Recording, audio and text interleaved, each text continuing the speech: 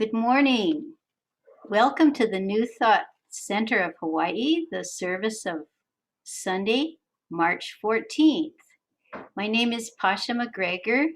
I'm facilitating this morning. Our guest speaker is Sage Lewis, and the music minister is her husband, James Shatauer. And they are both coming to us from Prescott, Arizona. I'm in Kona. But we are taking advantage of uh, the capabilities of Zoom to produce an integrated service for you. And we're very happy that you chose to be with us this morning. We're going to start off today with a song from James. Good morning. This is a song called So Many Colors.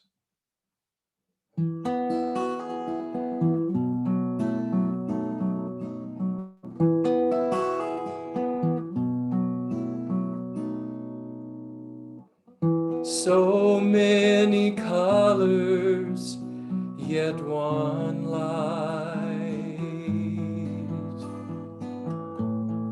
So many stars, and yet one night.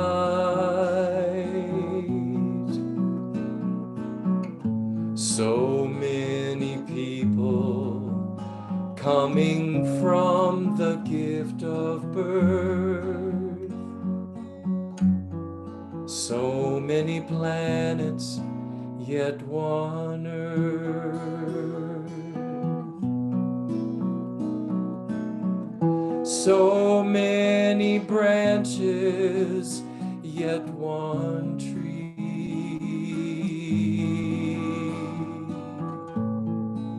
So many rivers, yet one sea.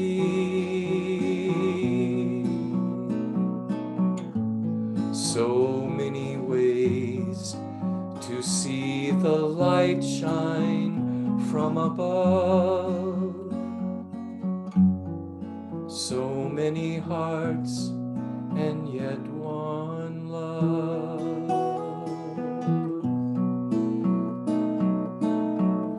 So many voices, yet one song. So many choices, yet none wrong. So many grains of sand make up the ocean shore. In every shell, the ocean roars.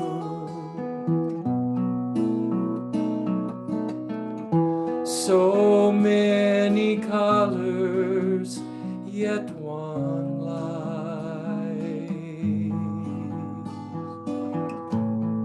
So many stars, and yet one night.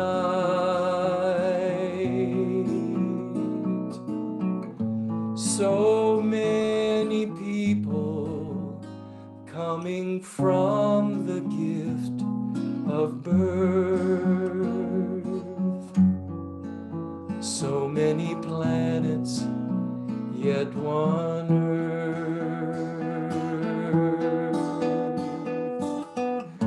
So many ways to see the light shine from above. So many hearts, and yet one love.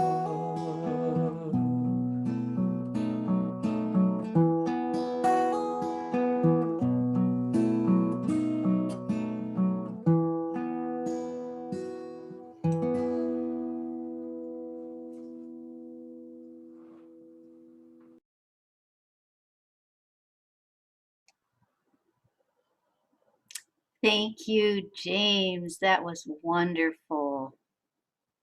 we were so fortunate when we invited Sage to be our presenter this morning. We didn't realize that she came with a music minister, a highly qualified one. All of the songs that James is sharing this morning are his own compositions. So I'm going to ask Sage to do our opening prayer this morning.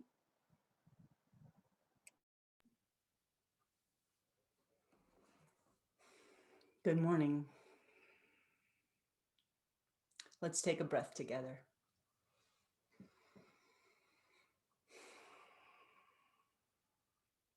Great Spirit, great mystery, Spirit of the jungle. Wakintanka. Through the black light rainbow into the bowl of light, to that place we already know lives within each of us. Help us to remember, to listen and respond. From love, not fear. Connection, not separation. Joy, not anger. Peace, not violence. Space, not constriction. In the expansiveness of deep gratitude and love, we come to you with humility, reverence, and discipline. And we say, Matakuyasan, gracias, mi amigo. Mahalo nui loa. Thank you.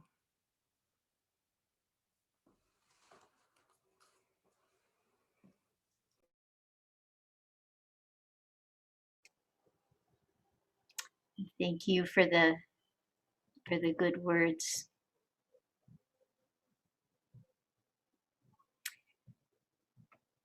So I would like to take a moment to introduce New Thought Center. The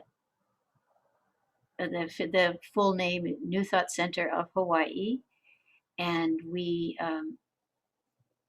intend to be a sanctuary of aloha for the nourishment, development, and evolution of each individual's unique spiritual path. And at the same time, we're a community. I kind of like that paradox of being both a community and supporting the individuality at the same time. Our particular group, New Thought Center of Hawaii, evolved from Kona Community Church of Religious Science. It was established here in Kona in 1971, and with very few exceptions, we have held Sunday services continuously from that time. For a long time, it was based in Keaho, and since 1999 in Kealikakua, Hawaii. We did miss 2 Sundays when the pandemic first hit, but once we got ourselves kind of reoriented to realize, well, we can still do the service, we just can't do it in the same way. Then we were pretty consistent. There was one hurricane, didn't actually hit, but it seemed to be heading in our direction. So we decided that would be a good Sunday to have everyone stay home. As far as New Thought in the bigger world, we are affiliated with an umbrella organization called International New Thought Alliance, INTA, which brings together groups and individuals that share certain common beliefs and philosophies. One of the principles is that a new thought embodied in consciousness produces a new condition. And that Judge Thomas Troward is credited with using that new thought in that context for the first time. So this big umbrella organization, INTA, includes many unity churches and religious science, many of which now call themselves centers for spiritual living. So we feel a kinship with those people, and those teachings have been a blessing to our center.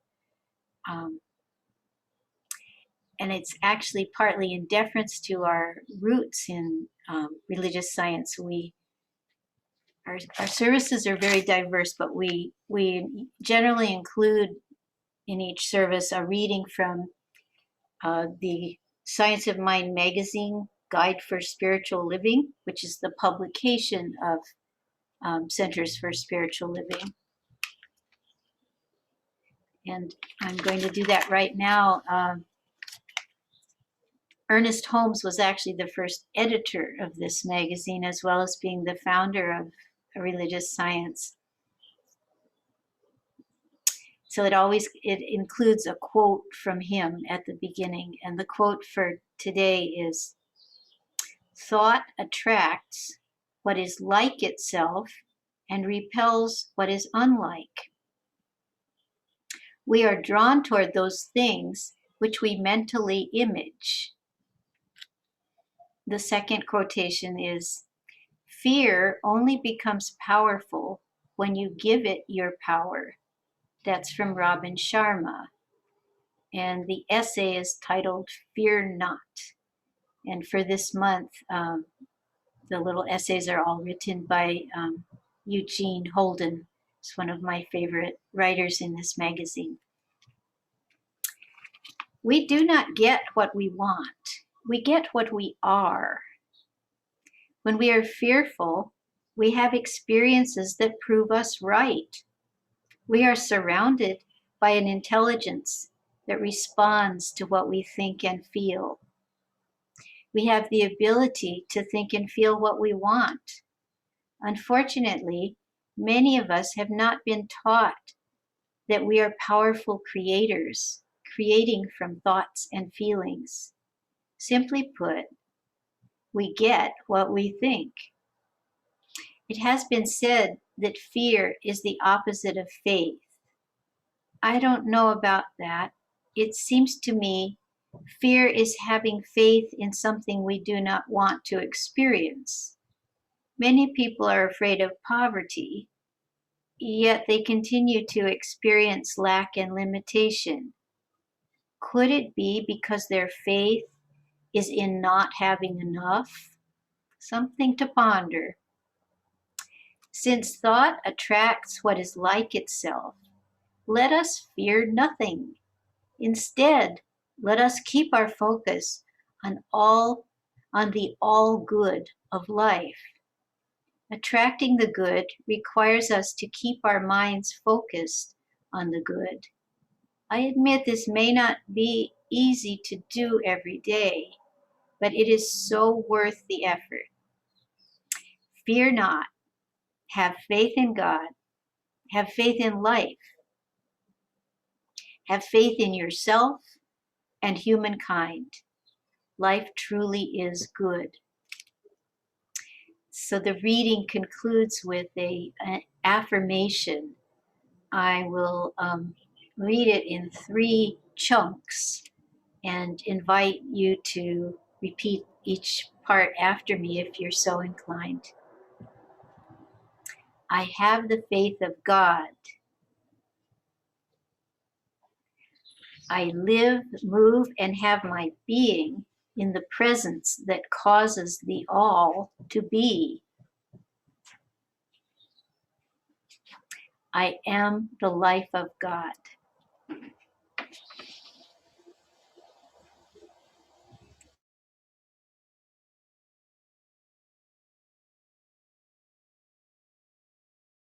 We'll now have another song from James.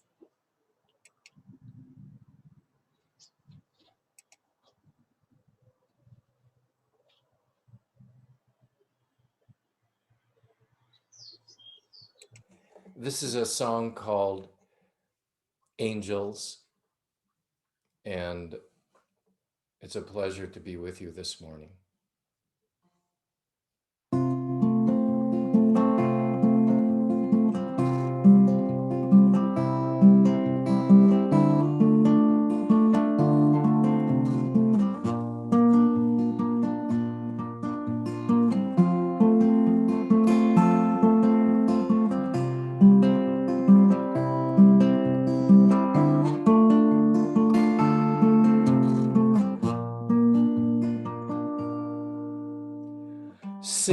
a song of longing, take it out into the rain, give it over to the thunder. There is joy inside the pain. There is beauty in the grieving. See the angels drawing near, holding up 1,000 candles to the darkness of our fears. Here they come.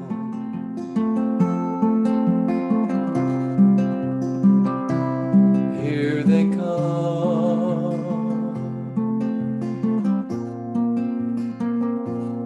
Here they come. Here they come. One by one. Here they come.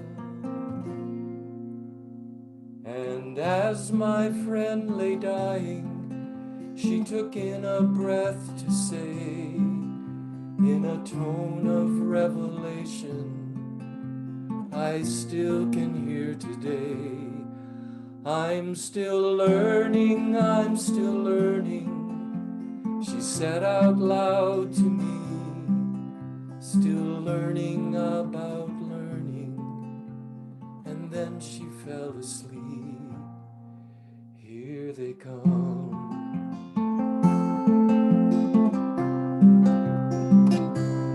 Here they come.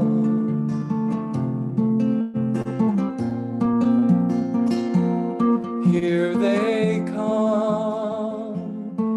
Here they come. One by one. Here they come.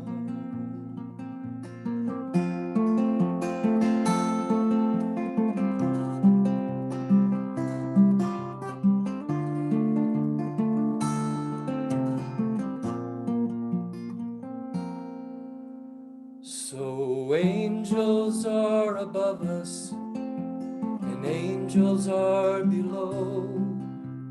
They come to us as strangers, or someone that we know. In the living and the dying, in the places that we trade, let us give the light within us. Let us sing, be not afraid. For here we come, one by one.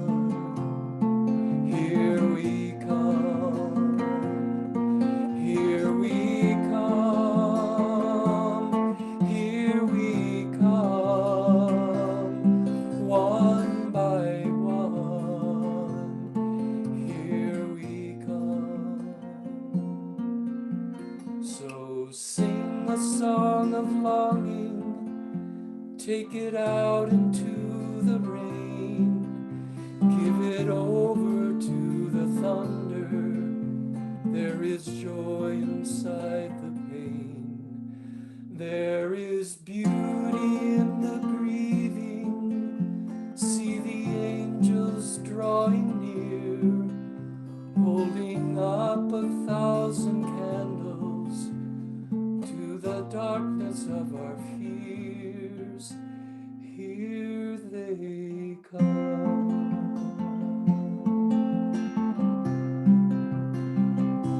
Here they come.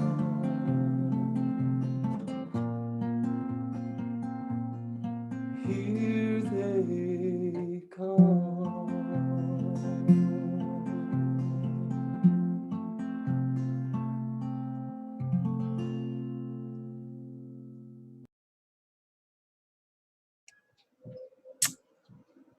That was beautiful, James. Thank you so much. Now, the phrase that particularly caught my attention was the beauty of the grieving, because that was really, in a way, what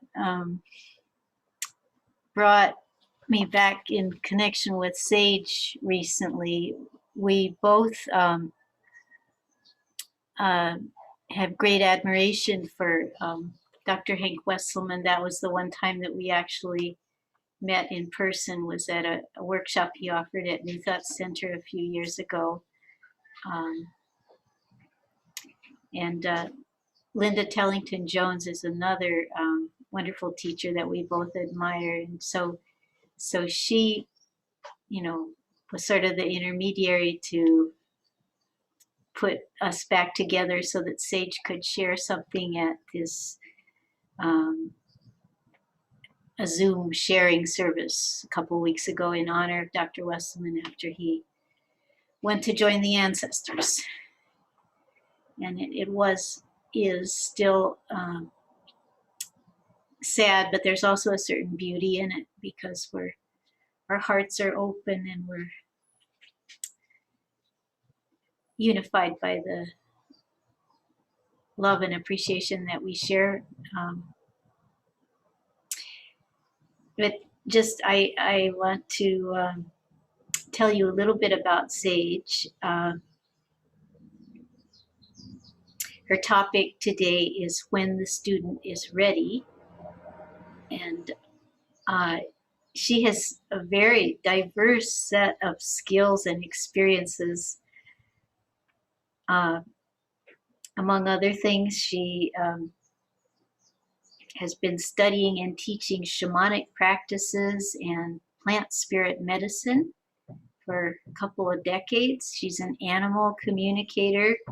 So she took the training from Linda Tellington Jones in the T-Touch. She's an author, a traveler. She takes people to the jungle and just pretty amazing things. And she's lives in Prescott, Arizona, with her husband James, whom you've met, and their dog Reggae. I don't know if Reggae is going to make an appearance today, but anyway, it is my pleasure now to introduce Sage Lewis.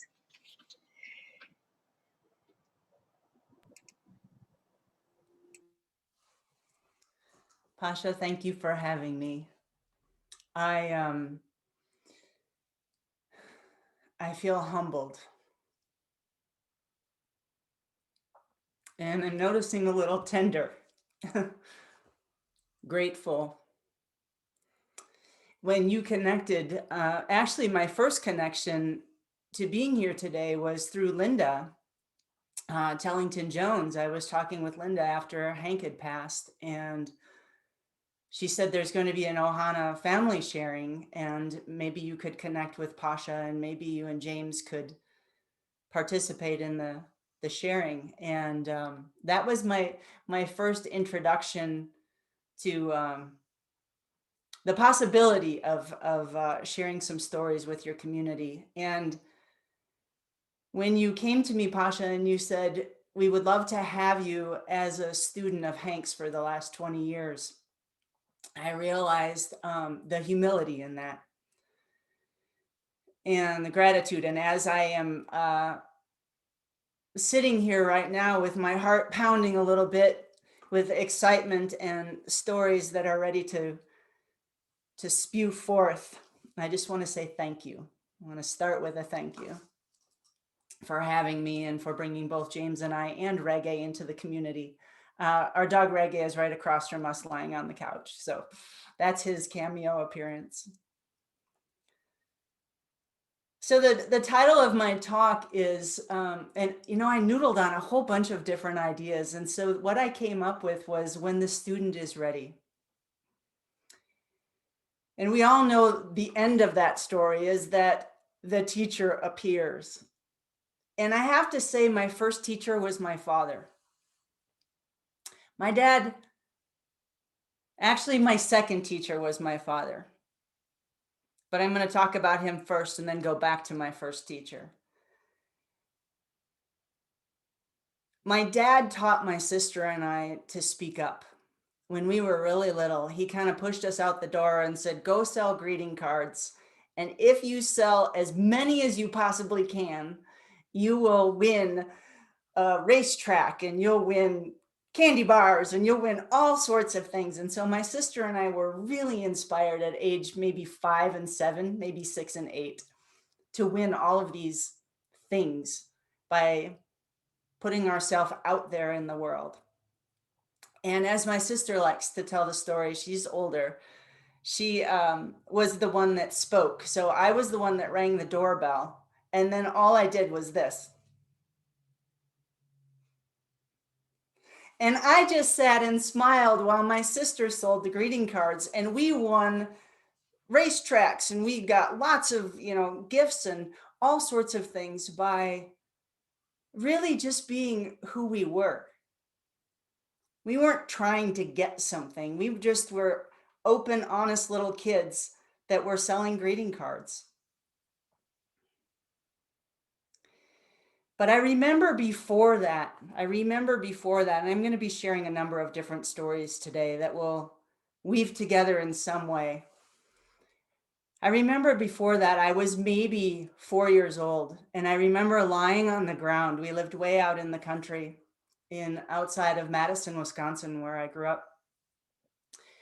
And I remember at night lying on the ground and just looking up at the stars, all by myself, just staring at the stars with wonder and believing that the stars were these little pokes of light that were popped through like an astrodome or some kind of like one of those football stadiums where it covers everything. I thought there was some sort of cover over the planet, and that the stars were actually, if we took this cover off, there was light everywhere.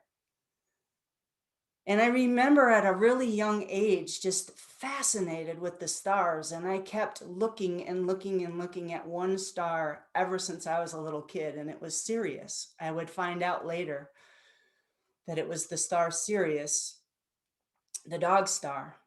So funny that I'm also a dog trainer, but so Sirius was my first teacher. And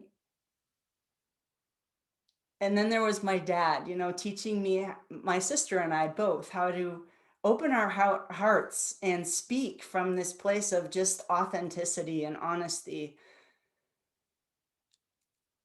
And what I wanted to talk about today was this idea of love and fear. And I really appreciate the gifts of science of mind, of this, what we think, we create what our thoughts are creating, is that we manifest what we think.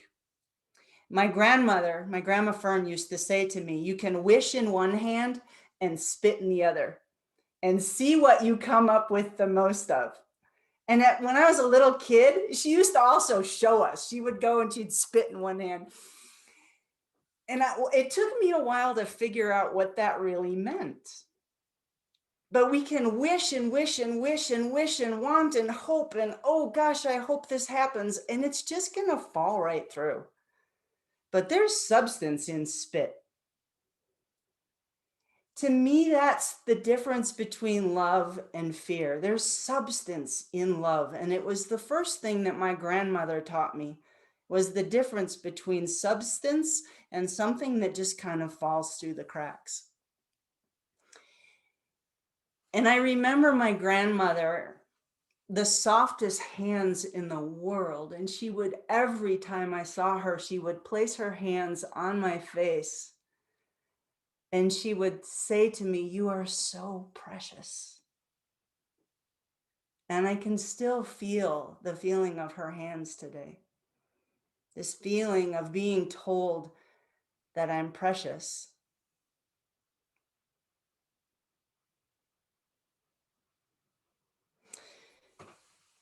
In 2000, I was in a car accident that really changed my life and changed my connection with my spiritual practices. I don't need to get into too many details, but what I will tell you is on that night, when I was going 32 miles an hour and a car came right across in front of my path while I had a green light, right before impact, I saw that, what we call that kind of the flash of your whole life.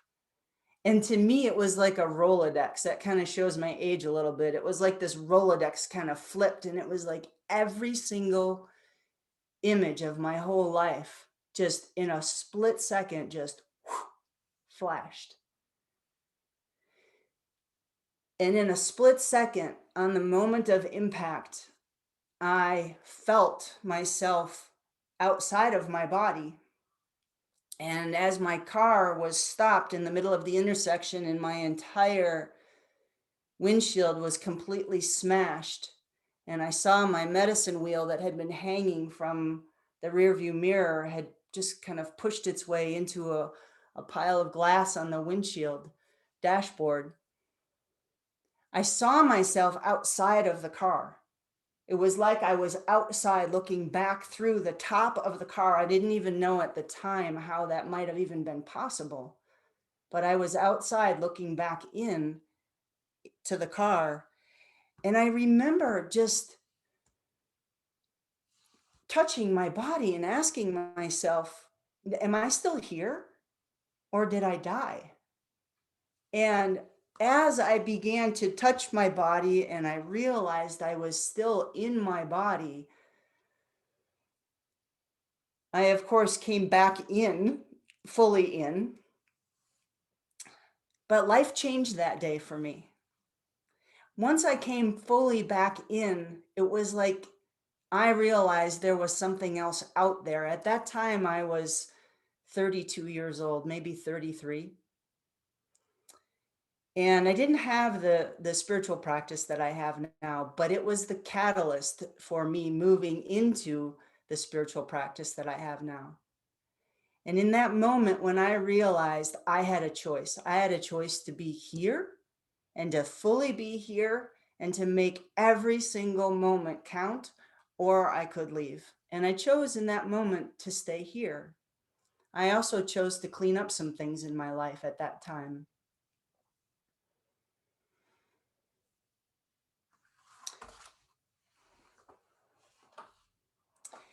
An old Cherokee chief was teaching his grandson about life. "A fight is going on inside me," he said to the boy. "It's a terrible fight, and it's between two wolves. One is evil. He is anger, envy, sorrow, regret, greed, arrogance, self-pity, guilt, resentment, inferiority, lies, false pride, superiority, self-doubt, and ego. The other is good. He is joy, peace, love, hope, serenity, humility, kindness, benevolence, empathy, generosity, truth, compassion, and faith. The same fight is going on inside you and inside every other person too." The grandson then asked his grandfather, which wolf would win? The old chief simply replied, "The one you feed." So, not long after that car accident, somehow I found my way to a woman who had been working with Michael Harner through core shamanism. And my way of finding my way, and I've learned over the years that it's just this, it's that inner light, it's that following that inner light. But my way of finding my way that specific day was opening up a magazine. And I opened up a magazine not long after my car accident, and I saw an ad that said "The Hollow Bone, soul retrieval, power animal retrieval, heal past trauma, call Anna." So I called Anna, and I didn't even know what I was calling Anna for. I just knew I needed something that Anna had to offer. So we chatted a little bit on the phone, and I ended up finding my way to her office for a healing. And what I remembered was greeting her at the door, or her greeting me at the door. And she had these long braids and this totem necklace and this kind of just basic goddess energy. And I thought, okay, this seems like somebody I want to hang out with. And, again, I'm 33 years old. This was 20 years ago. So I walk up the stairs and she begins to explain to me about how we're going to do this shamanic journey, and she's going to help me move through some trauma that I had through relationship and through the car accident. And I noticed as I looked around her room this wing of a hawk on the wall, and I noticed the smell of sage and sweetgrass, and I saw the candles lit, and there was something in me when the drum began and she started to whistle and chant. I can feel it right now. My hairs are standing up. I felt like I was home. And as she began to drum, she took me into a journey for the first time in my life, into this place of connecting with my power animal. And I'll never forget that first animal that came and just came into my arms and licked my heart. And we got done with that journey, and she said, I'm not so sure you're here to heal. I feel like you're here to learn. And I kind of feel like they're both the same thing. But off I went on my journey, and somehow, and I wish I could even remember what the catalyst was, but somehow I found my way very shortly thereafter to Hank Wesselmann's Spirit Walker trilogy. And I was at a point where I was seeking. I had this healing session, and then I went to a core shamanism workshop, and then all of a sudden I find myself with Hank's Spirit Walker trilogy, and I couldn't put it down. And I kept reading. I started with Spirit Walker, and then Medicine Maker, and then Vision Seeker, and I loved Hank's teachings. And it was in that moment, that time in my life, about maybe 19 years ago, that I began to really deepen my own spiritual practice, this place of deepening my practice with myself, because I believe that that's where the healing begins, is right here in our own hearts. Can we move from this bingo ball maker up here down into this beautiful place of substance? And so I began moving into this place of working with the shamanic journey on a really regular basis. I started working with journeys on my own, and then pretty soon people were asking, would you be willing to journey on behalf of me or on behalf of my animal? And somehow that led me to deeper journeys and deeper journeys. And in the spirit world, I ended up connecting with a Lakota Sioux medicine man who passed on. He once walked on the planet. And at first I didn't know who he was. He gave his name to me, and I had to find out who he was. But for the last 18 years, I've had a teacher that spent most of his life at the Pine Ridge Reservation and working with as a medicine man. And so one of the things that I started to learn through this journeying process was that there isn't anything in between here and there other than our belief system. One of the things that I learned from Hank in my teachings with Hank over the years, and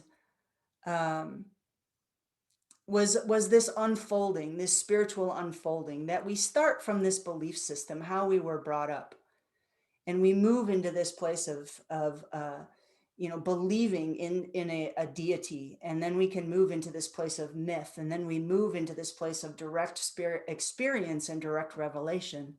And I was having these experiences over and over and over of this, I would call kind of divine intervention, where I would be journeying and have these magnificent experiences. And around this same time, I was moving into my 40th year. So, for about 7 years, I had been journeying, I had been reading books, and now I was going to be turning 40, and Hank was teaching at Omega. on the week of my birthday, my 40th birthday. So I decided that I was going to gift myself a trip to the Omega Institute to do 5-day vision seeker training with Hank Wesselmann. And I had been, of course, studying and learning and reading his books, but I hadn't met him yet. And I had some back and forth with him because I hadn't taken some of the other classes that were prerequisites. And I talked to him about, well, here's been my path. And he said, come on, let's do this. So I loved the experience of working with Hank. And what I can tell you about my experiences, Hank's journeys were just out there. And we would go, traipsing off into the woods. There were about 50 of us. We'd go traipsing off into the woods and get into this big round, kind of large Quonset hut. And the drum would begin, and he would give us these journey initiate inquiries, like, here's what you can journey about. And we would journey from morning until noon. We'd take a break. We'd journey from noon until evening, and we'd take a break. And we would just come back to the dinner table. Everybody was just kind of glassed over from going to these far out places with Hank. And I remember people coming up to us at the dinner table saying, what class are you guys in? Because we would just have these amazing experiences. And I have to share my story. I'm going to out Hank right now because I know there are other people. I'm one of so many of his students. But one of the things that I adored about him was his ability to just laugh and to be so innocent and so not only completely scientific and very, very direct with how he spoke, but just hilarious. So we were sitting at dinner one night at Omega, and he was going to be doing a talk later that night, and for the entire group at Omega. And he leaned over to me and he said, I don't know how much more tofu I can eat if I'm going to be drumming all night. And I loved the innocence and the humor. But what I got from that 5-day training with him was I felt like I got my life back. And here's why. It was the last night. And he gave us an invitation. That's the word I was looking for. He gave us an invitation for a journey. He said, I'd like you to journey to a star and find out what you can about that star. Just find out anything you can about the star. And the drum began, and the sound of the drum began, and I went into this place where I immediately heard the words, you are a granddaughter of this star. And I saw the star Sirius, and then I saw a dolphin, and then I saw this blue and green gas kind of mixing and molding and merging together. And then I heard the name Scion. And that was it. That was my journey. I came out of the journey, and Hank began to speak right away. And he said, so there's a belief system by the Dogon people of Africa. And they believe that the star beings came on the backs of whales and dolphins through Sirius to come to this planet. And in that moment, everything that had come through in my journey, it's like, I don't know how it came through other than direct revelation. How can I know all of these little tidbits other than having been there before? And so I sat and just kind of pondered what he was saying. And he talked about star beings being people who are very sensitive and they have a hard time with violence. And they're put on this planet to be the people who help other people have their feelings, to feel and help others feel. And I waited until everyone had shared their journeys and everyone was packing up And I sat until it was just Hank and I. And I walked up to him and I said, "Excuse me, do you have a minute?" And he was ruffling through his things and he said, "Well, yeah, what's up?" I said, "I want to share my journey with you." And so I went on to share what had transpired in my journey. And Hank got close to me and he said, "I've been waiting for you." He said, "What I have learned is that you just validated in your journey, you just validated what I've been studying and learning about." And I said, "Well, I don't understand. I get the star Sirius, but I said, I'm from a different star. I know that I'm from a star, but there's something about Scion and this blue and green uh, star." And he said, all star beings come through a double star, a star that's made of two colors. And he said, maybe it's Scion, like Cyon. So I did what I knew how to do. The next day I Googled it and I looked at Scion as a star, and what came up was Procyon. And it's the star that is next to Sirius, and it's the star that's called Before the Dog. So here I am, 40 years old, remembering this 4-year-old in me that laid on the grass and looked up at the stars that felt like home, staring at Sirius. I can find Sirius anywhere. You could blindfold me, spin me around, and boom, I know right where it is because it's home. And in that moment with Hank Wesselmann, he validated where I had come from. He helped me to validate where I had come from. And this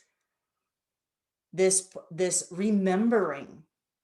And one of the greatest teachings from Hank for me was to empower myself, to really listen. Hank was a teacher who, he taught. And what he taught me the most, and what I have taught in my apprenticeships, is you are the medicine. You are the medicine. You have that power inside of you when you listen to what's happening inside of you.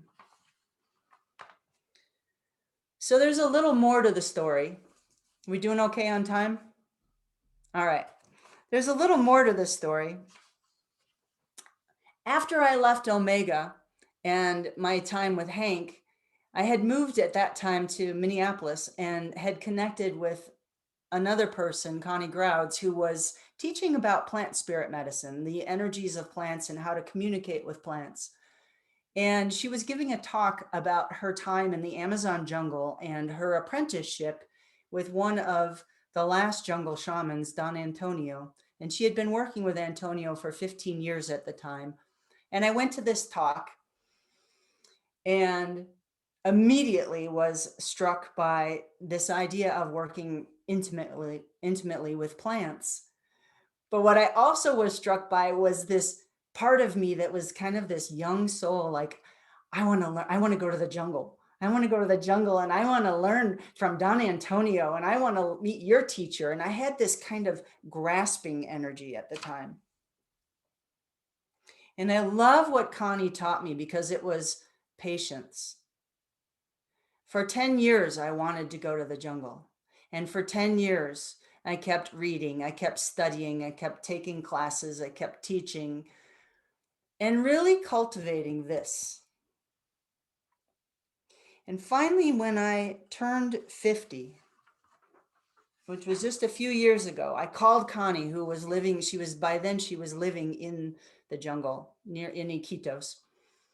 And I called her, I said, "Connie, all right, I'm turning 50. I want to come to the jungle for my birthday." She said, "All right, I have a proposition for you. Why don't you lead a trip here?" My first response was, "No way." I don't know where I'm going. I don't know how to lead a trip to the jungle. I went right to fear immediately. And then in a split second, I shifted back to that place of substance, that place of love. I said, "Sure, I'll do it." So I didn't know who was going to go with me, but I said yes. Now, going to the Amazon jungle, it sounds really luxurious and it might sound really exotic and really adventurous and fun. But I have to tell you, my first trip to the jungle, going someplace that I didn't know where I was going whatsoever, I didn't know half of the people that were wanting to follow me as a leader. So I had this group that was just going to be showing up. My teacher, Connie, at the time was going to be helping me when I got there, but I had to get from Minneapolis to wherever, Dallas, and then Lima, Peru, and get through customs and speak the broken Spanish that I could speak, and get to Iquitos, and then lead a trip. The third day of my trip, me leading, I lost my voice. I had a sore throat when I landed. By day 3, I had no voice. So I woke up that morning. It was a Wednesday, and I will never forget waking up with this kind of looking at God, Great Spirit, going, "Are you kidding me? I have no voice. How am I supposed to lead this group?" And I took a deep breath and I thought, you know, what would Hank do? What would Connie do? What would Jesus do? What would Black Elk do? What would Sage do? So I got out a piece of paper and I wrote down on the paper, I said, "I have no voice. I will be spending the day in silence. Please feel free to join me." And I set it down on the breakfast table. And when everybody came to breakfast, I pointed at the piece of paper. And one by one, people got quiet. And they took me up on it. Like, what happens when we really, really, really get quiet? It was probably one of the most profound days that I've had, was that day where I taught from a place of silence. My first trip, I wasn't sure I was going to get out of the jungle. So that's not going to be a very good advertisement for going to the jungle. But I will tell you, everyone I've taken there has come back, including me. But I got really sick that first time. And I had to come up against some of what I would call some really big fears. Am I going to end up staying here? Am I going to die? Am I going to make it out? I made it out fine. Took my second trip to the jungle. Around that time that I went to the jungle the second time, I got invited to the Big Island. And I got invited by Linda Tellington Jones to support her with one of her dog trainings. And at the same time, Hank was teaching at New Thought. So I love how things just kind of, you go here, you go there, this happens. And as long as you're riding the magic carpet, you can just go with the flow. So I get to the Big Island and I knew Hank was teaching, and I said to Linda, "Let's go." It was the day before we were supposed to work together with the dogs. And I said, "Let's go to New Thought for the day." So we sat in circle with Hank, and that was the last time that I saw him in person. I believe it was 2017. And just the gift of being in circle on the Big Island, being with Hank, being with Linda, spending a week there, swimming with dolphins. I mean, my goodness gracious. Like, if there's something that puts you in your heart, it's that.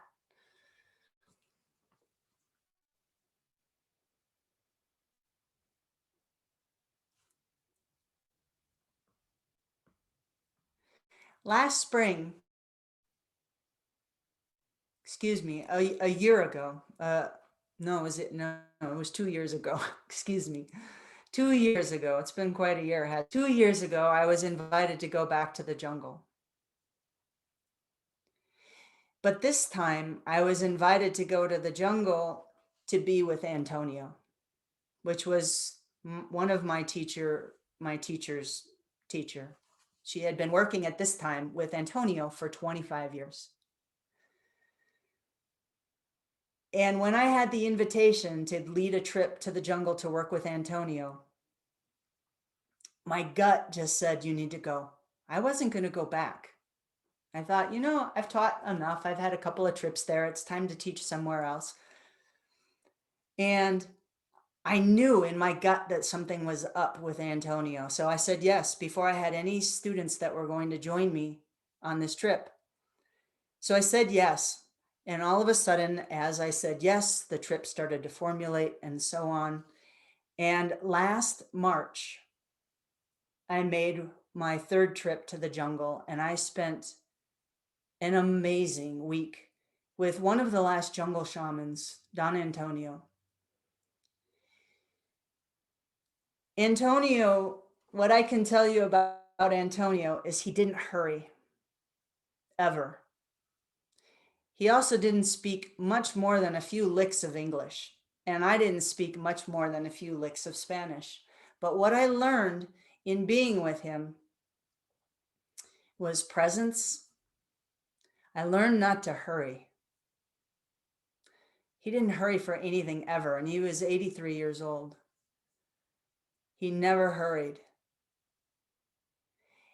And I sat with him at every meal. I'm finding a string. I sat with Hank at every meal at Omega, and I sat with Antonio at every meal. And one of the things that I've done ever since I was little is I'm one of those people that just I learn. I learn from whoever I can learn from because I feel like we're all teachers. So I sat with Antonio for a week in the jungle at every single meal in silence. And every once in a while, he'd say something, and I'd pick up a few little ideas of what he was talking about. And then he would look at me like, do you understand what I'm saying? And so I started to pick up Spanish. And one night I was sitting with him, and it was pouring rain, which it does in the jungle, like rain you have never experienced before. It's amazing. Everything's bigger there. The plants are this big, the snakes are this big, the tarantulas are this big, and the energy is amazingly huge. And we sat at the dinner table one night. It was pouring rain, and all of a sudden it started to thunder. And he looked at me, and in Spanish he said, that thunder is the same thunder that's in Australia and in the United States. And there was a profundity in that. That we think that the thunder that's happening outside our window is the only thing that exists. But like I said, when we expand from this place of believing that we know, or that we believe that our thunder is just our thunder, what he was saying was, thunder's everywhere. Listen to your thunder. It's the same thing Hank taught me. 2 weeks after I left the jungle, somehow I made just an amazing connection with this person in a very short amount of time, just like I felt like I made an amazing connection with Hank in a short amount of time. When I left the jungle last March, a year ago, actually I got home a year ago today. When I left the jungle, I wasn't prepared to get the phone call 2 weeks later that Antonio had passed away suddenly. Sitting in his chair, quietly passed away. And it wasn't but about 6 weeks later that I got an invitation for Hank's program, the year-long program that he was teaching online this past year. And when I got the invitation, Hank's going to be teaching a year-long program, I said to my husband, I want you to meet someone that I've worked with in a variety of different ways over the last 20 years. And so for the last 30 weeks of Hank's life, my husband and I and our dog Reggae sat in the same room for 30 weeks every Wednesday night, and we listened and we learned. We learned how to quiet this and open this.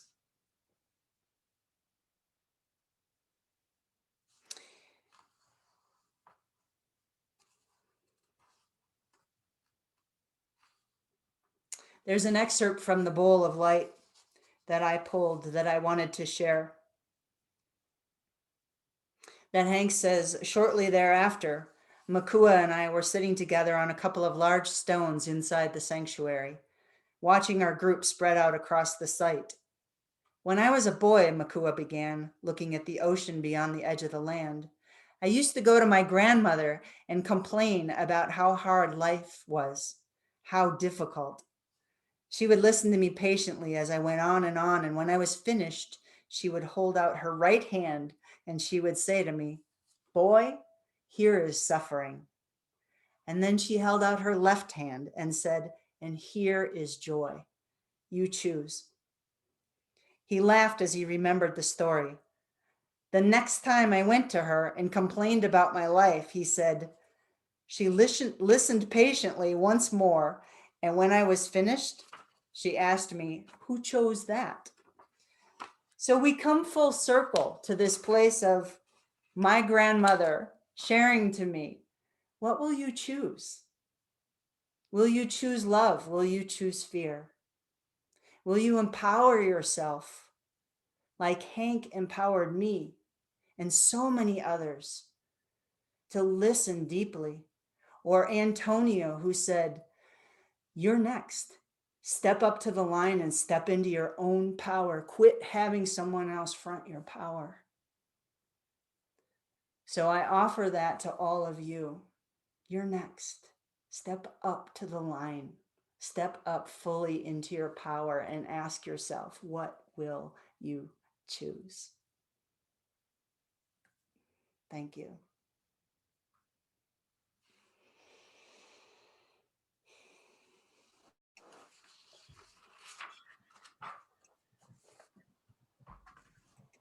Thank you, Sage. Ooh.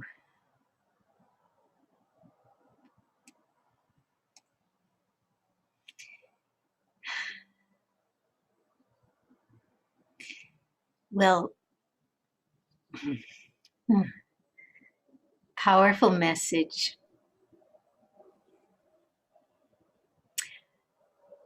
We are going to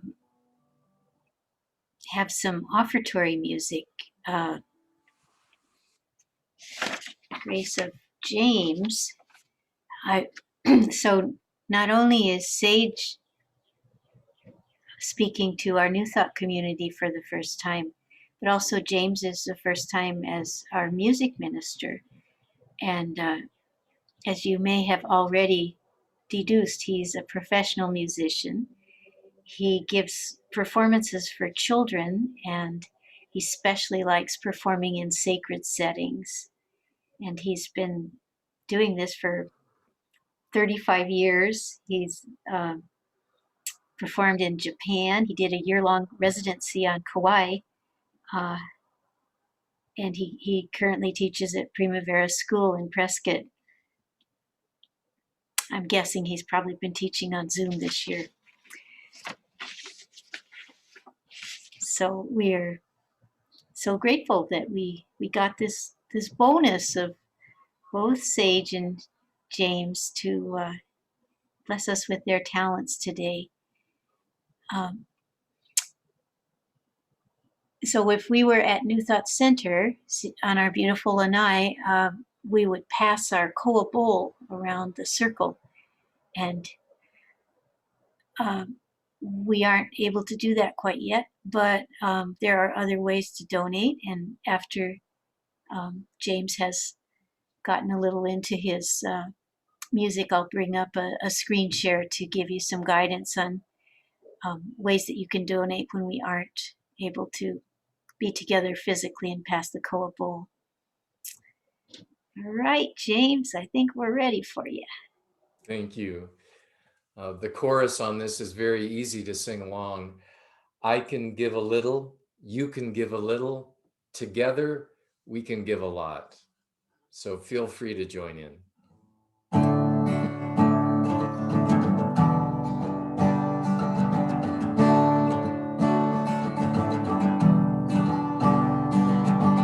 If we all can hear the call, many hands will make the work light.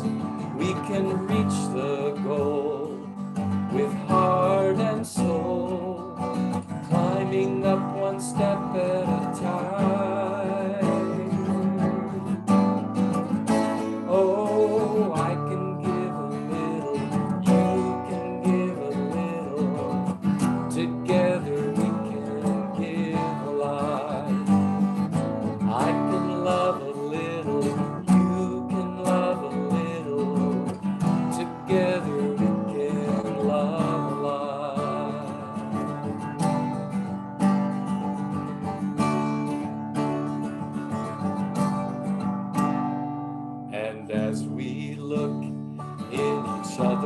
his eyes, we can see the future is bright. There's a master plan, a guiding hand. A love will be the seed that we sow. Oh, I can give a little, you can give a little. Together we can give a lot. I can love a little, you can love a little. Together we can love a lot. If we were willing, love can be spilling all over the world.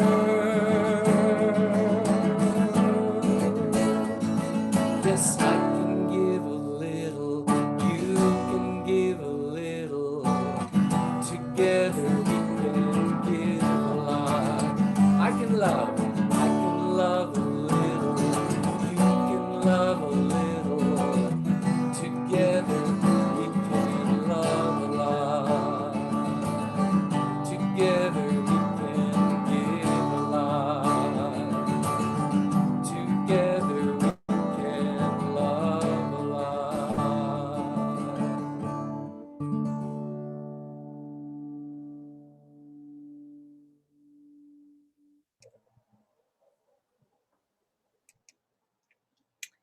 Yep, we sure can.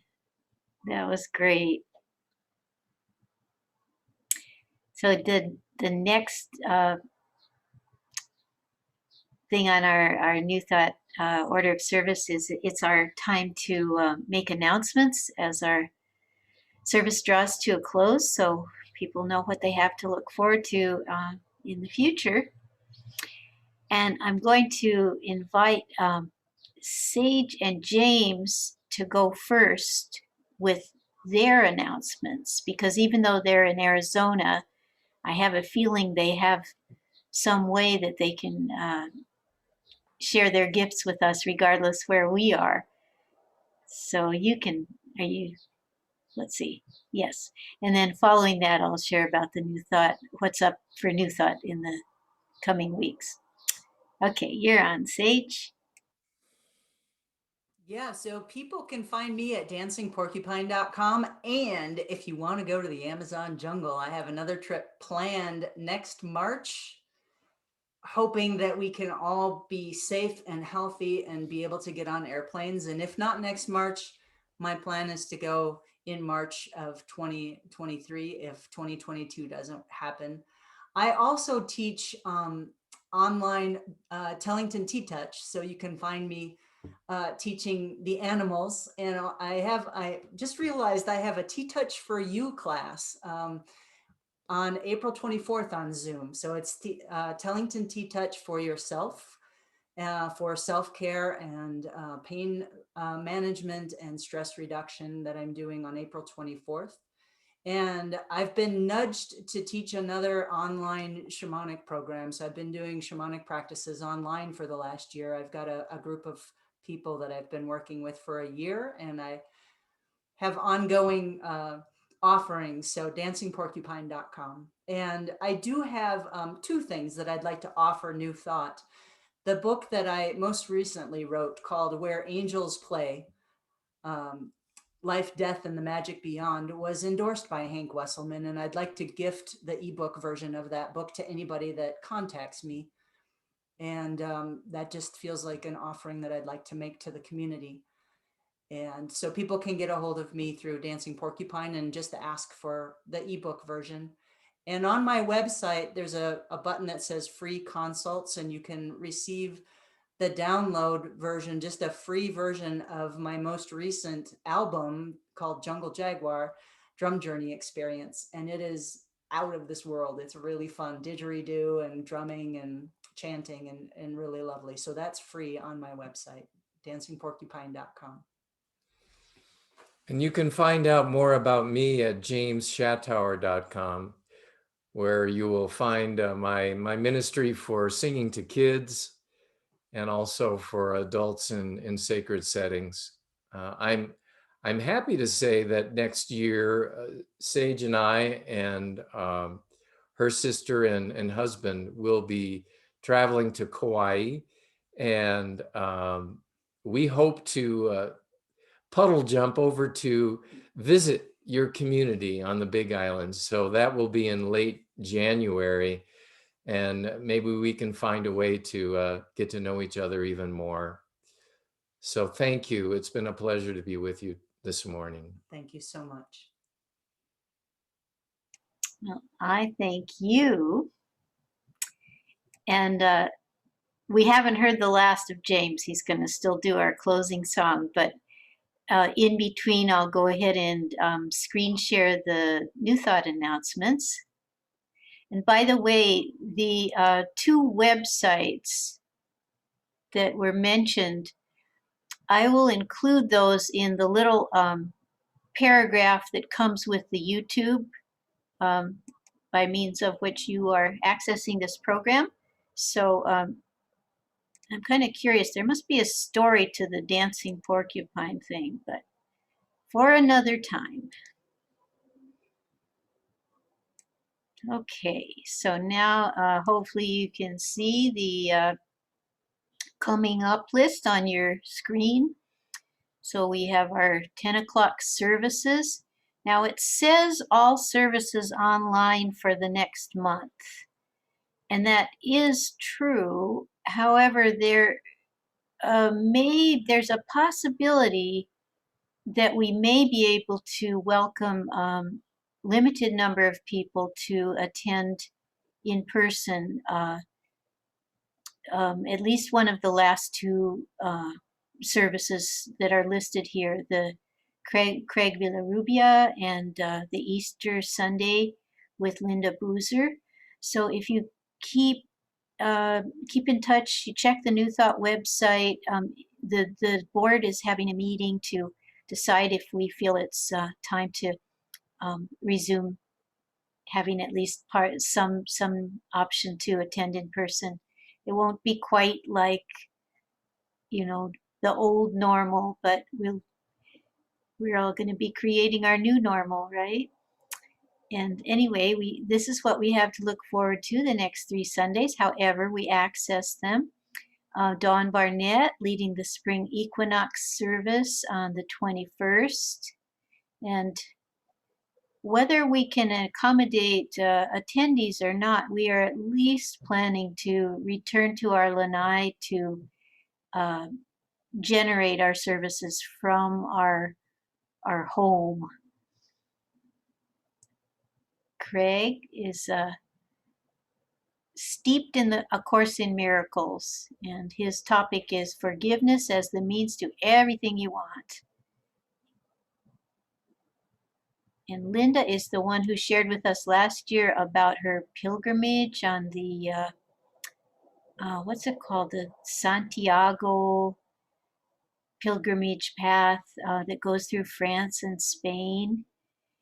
Anyway, I'm sure it will be beautiful for our Easter Sunday, and music by Marie Claire. We've got a couple of ongoing weekly classes, small group classes taught by Maria Mann and Davina Marr. We're so grateful to them.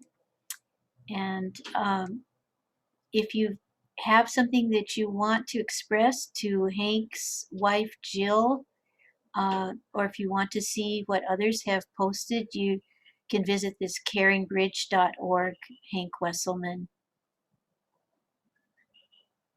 Our website is here, newthoughtcenterofhawaii.com. And we also share information by means of Facebook and the Dolphin Podners mailing group. So I think that completes our announcements, and I will stop this share and invite James back for our closing song. Thank you, Pasha. This next song is dear to me. It came to me in a dream where I was surrounded by a group of Hawaiian women, and I was laying on the floor, and they were singing this beautiful melody to me. And Hank was important in my life, even though so brief for me as a student, to pay attention to our dreams and pay attention to the people that come to us. And I happen to remember the melody of the song when I woke up in the morning, and I created this song called With Aloha. And I dedicate it this morning to the living memory of Hank.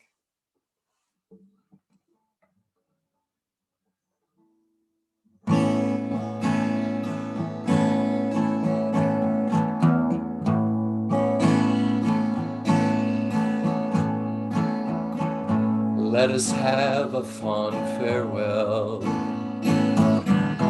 There is joy in knowing we have come this far.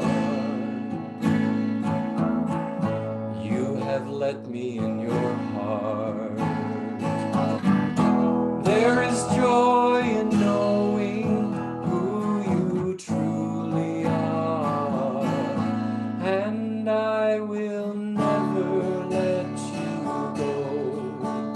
I will keep you in my heart.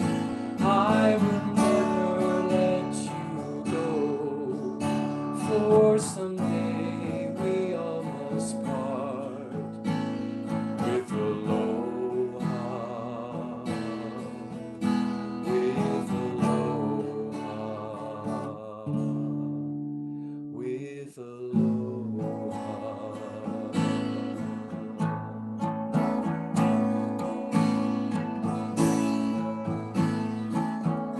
May this moment we have now take us out of time and last 1,000 years. May the meeting of our eyes help us see the light that lies beyond all fears, and I will never let you go. I will keep you in my heart.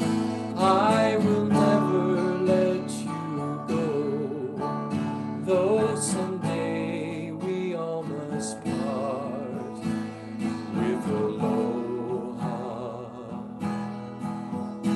with aloha, with aloha.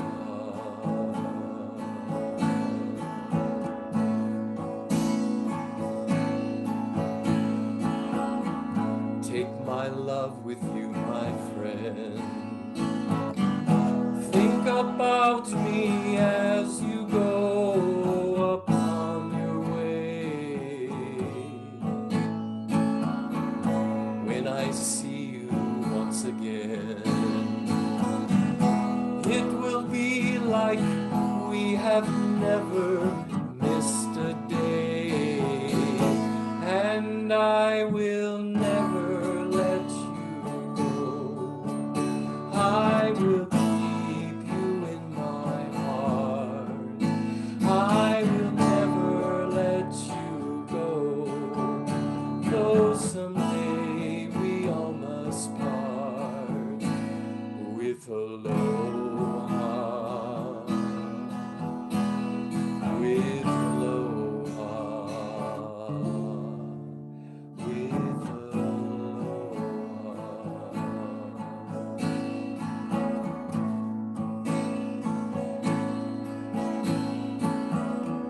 When I see the moon up high,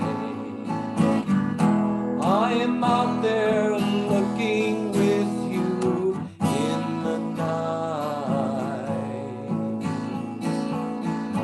When I lay down on my bed, I will see the star that tells me you're alright, and I will never let you go. I will keep you in my heart.